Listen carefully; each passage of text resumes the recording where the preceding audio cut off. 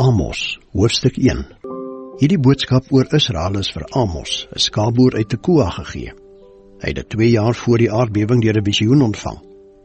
Dit was in die tyd toe Usia, koning van Juda was, en Jerobeam, die seun van Joas, koning van Israel. Amos het die volgende gesê: Die Here brul uit Sion, sy stem dreun uit Jerusalem. Die weivelde kwyn weg, die gras bo op Karmel verdor. Oordeel oor Israel se bure. Die Here sê, die mense van Damaskus het keer op keer gesondig. Ek sal hulle nie langer ongestraf laat nie. Hulle die mense van Gilead soos graan met 'n ysterslee vertrap. Daarom sal ek die paleis van koning Hasael afbrand. Die vestings van Ben-Hadad sal ek vernietig. Damaskus se heggrendel sal ek stukkend breek. Die inwoners van Bekat Aven sal ek uitroei.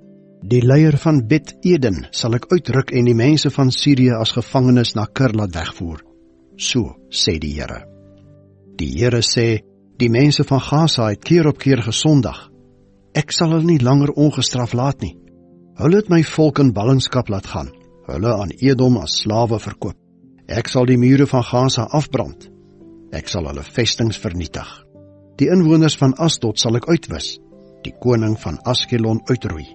Daarna sal ek Ekron aanval en die Filistyne wat oor is sal ophou bestaan. So sê die oppermagtige Here.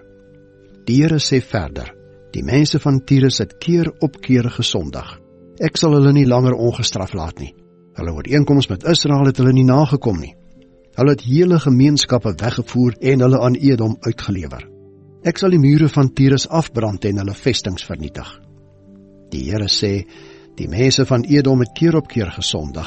Ek sal hulle nie langer ongestraf laat nie.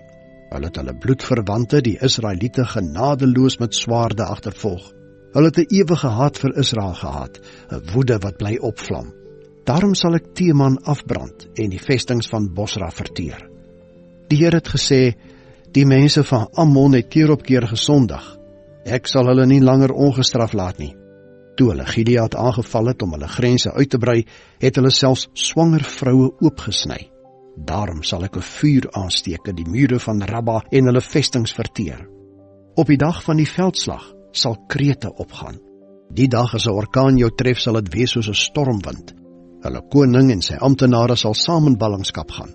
Dit is wat die Here gesê het.